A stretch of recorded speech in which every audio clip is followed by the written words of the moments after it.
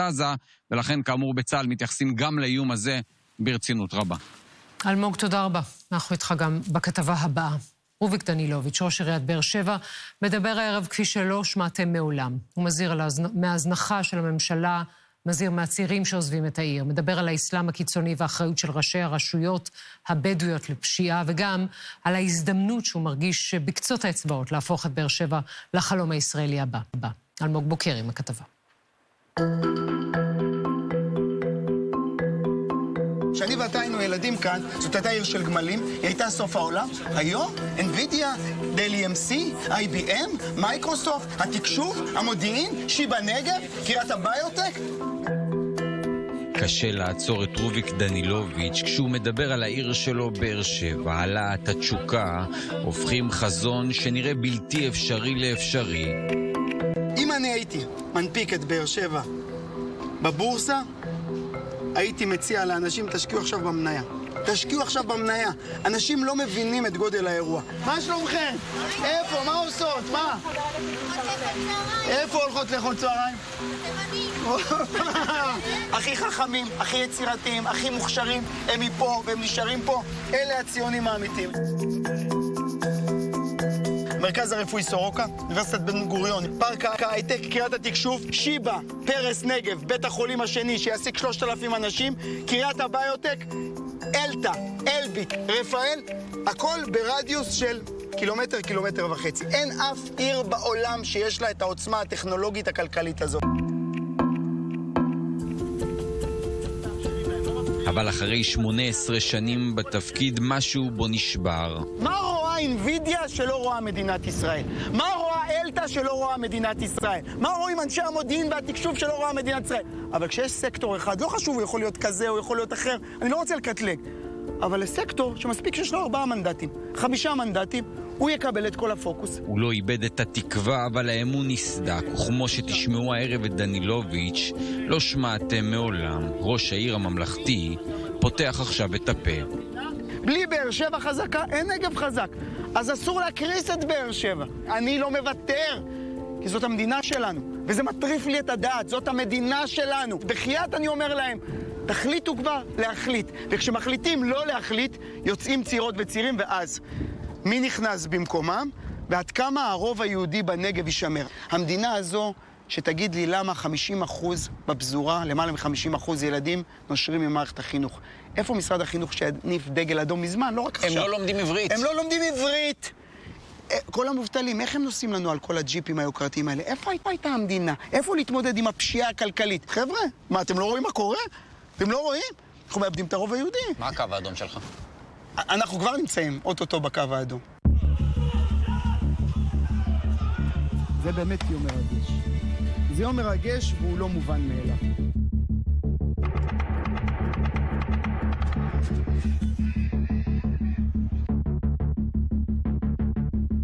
אנחנו ממשיכים בתהליך ההורדה של יחידות צה"ל דרום, עיר הבדים, קריית התקשוב, קריית המודיעין החדשה.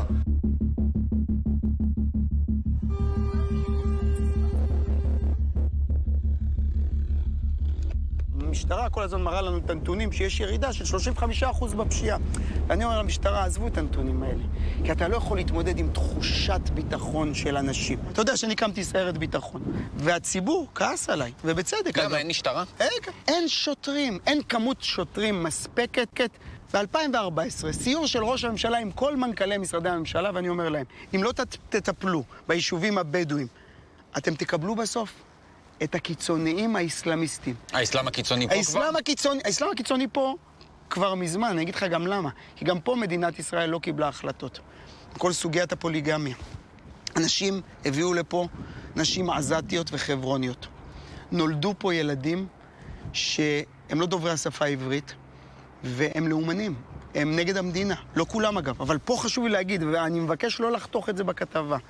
הרוב של הבדואים רוצה לחיות במדינה היהודית, עם הסמלים והערכים היהודים, ולהשתלב בה. בן גביר, עומר בר-לב, מבחינתו של דנילוביץ' אין שום הבדל בין שניהם. על מבצעים גדולים הוא לא יכול לשמוע יותר. הממשלות, בזו אחר זו, הוא טוען, הפקירו את הנגב, כי לא רצו לקבל עתה. עומר בר-לב, מול בן גביר. עזבו את זה, זה שטויות, או לעשות מבצע. אני לא מחפש מבצעים. המדינה הזו אין לה תוכנית לכלום. אם כל המערכות לא יהיו מסונכרנות, אי אפשר יהיה לנצח בזה. לא מבצע כזה ולא מבצע אחר, אנחנו מתסכלים את המשטרה. תאמין לי, השוטרים שנשארו במשטרה, אלה שלא נטשו, הם גיבורים. בכנסת, כל אלה שצועקים לנו מכל הסיעות, אגב, מפה ומפה, תחוקקו עונשי מינימום. פרקליטות, כתבי אישום, רפים, בתי משפט, גזרי דין לא מרתיעים. אני בשנת 2020 אמרתי, תכניסו כבר את השב"כ, זה יהיה מאוחר. כל דבר שאנחנו אומרים להם, הם מקבלים החלטות בדילי. ולכן אם לא כל... עד שזה לא מתפוצץ. המדינה הזו היא רגילה שמביאים אותה לקצה. לקרייסס, ואז היא מטפלת. נאבד את הרוב היהודי, אנחנו מאבדים את ערביי ישראל, במקום לקרב אותם, אנחנו מרחיקים אותם. אנחנו לא מטפלים בפשיעה כמו שצריך, כי את הפשיעה הזו זה כבר טרור אזרחי. זה טרור לאומני. ועכשיו, בפעם הראשונה דנילוביץ' לא חוסך במילים גם על ראשי הרשויות הבדואים, ומאשים אותם במצב שאליו נקלע המגזר. אתם, כראשי רשויות, יכולים לראות את הילדים שחיים בפחונים, זה בגללכם. זה בגללכם. כי אתם לא מספיק אמיצים להגיד, חבר'ה, די, אנחנו בשנת 2026. הם כועסים עליי, אגב. הם טוענים שאני הפכתי להיות קיצוני. אני לא קיצוני. אני הפכתי להיות מציאותי, ואני אומר להם, אם אתם לא תקבלו החלטות אמיצות, מדינת ישראל זה לא תוכנית כבקשתך. אין כבר כזה דבר שאתם ממשיכים לגור באותם חמולות ולא עולים לגובה. מה זה לא עולים לגובה? אמרנו, נגמר הסיפור. מספיק לעשות סיבוב קצר ברחוב הקוצר בעמק שרה כדי להבין. אתם רוצים לראות איך נראים שני עולמות? הנה, אנחנו מצליחים להביא את איקאה, את תעשיינים. תראו איזה תעשייה מתפתחת פה. אבל... אתה חוצה את הכביש. אתה חוצה? מה זה כביש? את הכביש שאנחנו סללנו עכשיו. תראו עד כמה שהמדינה לא מסוגלת להעביר אותם ליישובי קבע. דנילוביץ' של הקדנציה הראשונה, השנייה ואפילו השלישית לא היה מביא אותנו לכאן. במשך שנים הוא בחר להראות רק את הצד היפה של העיר, את הפוטנציאל, אבל עכשיו הוא מבין שזה הזמן להציף הכל, את הטוב וגם את הרע, הרע שמאיים על העיר. יש תעשיינים שמגיעים מהמרכז, הקרקע פה היא קרקע זמינה וטובה ואיכותית, אבל הם רואים את זה והם נורא חוששים.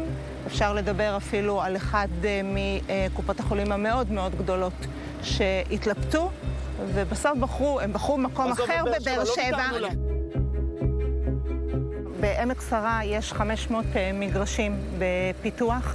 כרגע, בגלל כל ההתיישבויות והתביעות בעלות, יש לנו רק 30% שאנחנו מסוגלים לפתח. את אומרת התיישבויות, זה השתלטות לא חוקית על הקרקע. השתלטות לא חוקית על הקרקע. דרך אגב, המדינה קוראת לזה התיישבות או תביעת בעלות. אני רוצה לקחת אותך לכיוון השני. זה המפעלים של עמק שרה. יש מישהו שלא משלם פרוטקשן פה?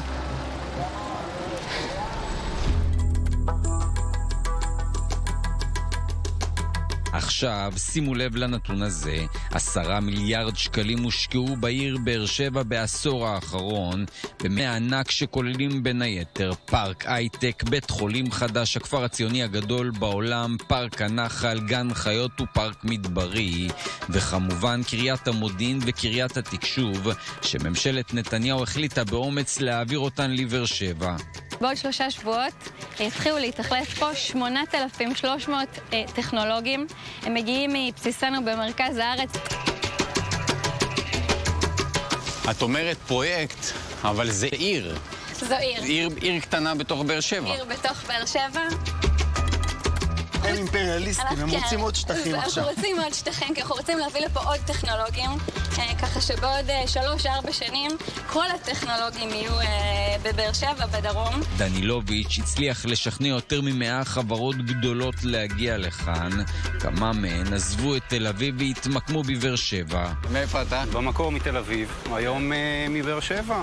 גר פה חוק, ועושים מפה חדשנות וטכנולוגיה ומחקר ופיתוח כאן מבאר שבע. אני האמנתי לפני 10 שנים, ואני מאמין גם היום, שמי שרוצה לעשות דבר משמעותי ברמה הלאומית, להשאיר את הפוטפרינט שלו פה במדינת ישראל, צריך להגיע לכאן ולעשות את זה מכאן.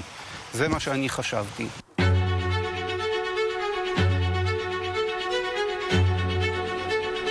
אנחנו בפארק רוביק, אוקיי? רוביק לא רוצה שום דבר, הוא רוצה רק שהנגב עוד יהיה פורח, כמו שאמר בן גוריון. וזה אולי הסיפור הגדול ביותר. ראש עיריית באר שבע הצליח להדביק באהבה שלו לעיר גם את הפילנטרופים הגדולים בעולם. אנחנו על המפה. I see this as the future of the country, and I see this as the future of the Jewish people. It's even bigger than the country, because we have such anti-Semitism outside the country. Let's bring those million עולים, וזה העתיד של מדינת ישראל. בוא נייצר פה קהילה, בוא נביא לפה עולים חדשים, בוא נהפוך את הנגב לחלום הישראלי החדש. אפשר לעשות את זה, צריך לעשות את זה, וזכינו שהוא השותף הגדול שלנו. עכשיו ביחד עם מדינת ישראל, בוא נעשה כבר את הדברים הגדולים. אבל כל זה לא עוצר את הסחף. עוד ועוד צעירים שעוזבים את באר שבע, ודווקא העיר עם הפוטנציאל הגדול סובלת היום לילית. שימו לב לנתונים האלה, יותר מ9,000 תושבים עזבו את העיר ב4 השנים האחרונות, רובם ליישובים הסמוכים, שם הם נהנים מהטבות מס, בעוד שמבאר שבע הם נלקחו. מה אני יכול להגיד לזוג צעיר שאומר לי, אנחנו רוצים להמשיך ללמוד פה, שהילדים שלנו ילמדו פה, אנחנו עובדים פה, אנחנו מקבלים פה שירותים רפואיים, אנחנו צרכני תרבות, אנחנו באים למשחקים של הפועל באר שבע, אבל אנחנו רק ישנים ביישובים, כי מה אתה רוצה? אנחנו מרוויחים ביחד 4,000 שקל לחודש. מה אני יכול להגיד להם? המדינה, בזה שהיא לא מקבלת החלטות ונותנת לנו הטבות מס, היא מרוקנת את הצעירות והצעירים. מה אתם עושים? אני אומר להם, בואו, עכשיו אני צריך אתכם. דווקא עכשיו אתם מבריחים לי את התושבים שלי שמתנצלים ועוברים לאופקים, כי אומרים, אם תהיה לנו הטבת מס בבאר שבע, אנחנו נשאר. בואו נגדיר שמביאים לפה מיליון עולים ומשאירים את הצעירים ומשאירים את נשות ואנשי הקבע. בואו נגדיר שזה החלום הישראלי החדש, זה האתגר הלאומי החדש של כולנו. ודנילוביץ' אומר עכשיו בפה מלא ובלי להתנצל, ממשלת ימין על מלא שתוביל לאיבוד הרוב היהודי בנגב. את הגליל הפסדנו, אין בו רוב יהודי. הנגב, שאני נכנסתי עם טרנר, זיכרונו לברכה, לפה בשנת 1998, חיו 75% יהודים, 25% לא יהודים. היום, שנת 2026, אנחנו 59% יהודים, 41% לא יהודים. אם לא יהיה שינוי דרסטי במגמה, בעוד 12-13 שנה, לראשונה בהיסטוריה, היפוך מגמה, ובנגב לא יהיה רוב יהודי. אדוני ראש הממשלה, איפה אתה? את כל הדברים הגדולים עשינו ביחד. את ההייטק, את הסייבר, את חברות הגדולות. הוא מבין שלא יהיה לו פה רוב יהודי בעוד כמה שנים? הוא מבין, כי אני גם אמרתי לו את זה והצגתי לו את הגרפים. אתה קונצנזוס בעיר באר שבע, אוהבים אותך, ובכל זאת יש איזשהו שינוי בתקופה האחרונה. בטח. אתה מרגיש אותו? בוודאי. שתושבים כבר כועסים עליך? בוודאי. חלק מהם כועסים עליי ואני מבין אותם. אתה יודע למה? ממני מצפים. אני אחראי על המשטרה, אני אחראי על הפרקליטות, אני אחראי על בתי המשפט, ובכל זאת אני אומר להם, אני פה כדי להיאבק. אני גם שומע את התסכול שלהם, ואני מבין, אבל אני אגיד לך למה... אבל אתה עושה לעצמך הנחות, כשאתה אומר, אני בית משפט לא, אני משטרה לא, הטענה היא שבמשך הרבה מאוד שנים גם אתה ראית מה קורה כאן, אבל הלכת בין הטיפות כדי לא לפגוע בעיר. ממש לא, כי אני התרעתי... תראה, אם אני אסגור את העיר, אני לא יודע איך להביא את NVIDIA. כי אם אני סוגר את העיר, אני לא יודע איך להביא את העשיות הביטחוניות. ולמרות זאת, דנילוביץ' לא מתייאש, והוא לא שינה את דעתו. גם בבחירות הארציות הקרובות הוא לא מתכוון להתמודד. נתניהו כבר הציע לו כמה פעמים שריון במקום גבוה. הוא אמר לא, וגם אם תגיע ההצעה השלישית, התשובה תהיה זהה. הוא נשאר להילחם מכאן על באר שבע והנגב, וכשהוא נשאל למה הוא לא יוצא בכל הכוח נגד הממשלה, יש לו תשובה ברורה. נתניהו יודע שאני אף פעם לא הצבעתי בשבילו. אבל אני גם אף פעם לא הסכמתי לשנוא אותו. והביקורת עליי אצל חלקים מהעם, מה אתה נפגש איתו? מה אתה מדבר איתו? אני מאוד מעריך אותו. יש לי הערכה על האיש הזה, הוא עשה הרבה מאוד דברים טובים. אני לא מאלה שאומרים, הכל שחור, לא עשה כלום.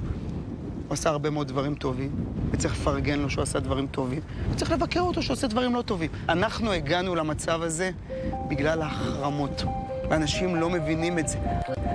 בינתיים, עד שהממשלה תבין ובתקווה שזה לא יהיה מאוחר מדי, דנילוביץ' גייס שותף ציוני נלהב, סילבן אדמס, שתרם לאחרונה $200 מיליון לעיר באר שבע, ואותו הוא מכנה בן גוריון של ימינו. We're going to double the population of Beer Sheva. It's going to be something that we haven't seen. This is your goal? Yeah, we're going to double the population of Beer Sheva. מסמך חשוב וכדאי מאוד להקשיב לראש עיריית באר שבע, גם להתלהבות וגם להזהרות. אנחנו יוצאים להפסקה של פחות מדקה אחריה, אם הבינה המלאכותית תוכל באמת להחליף את הרופאים והרופאות, וגם הלילה ההיסטורי של דני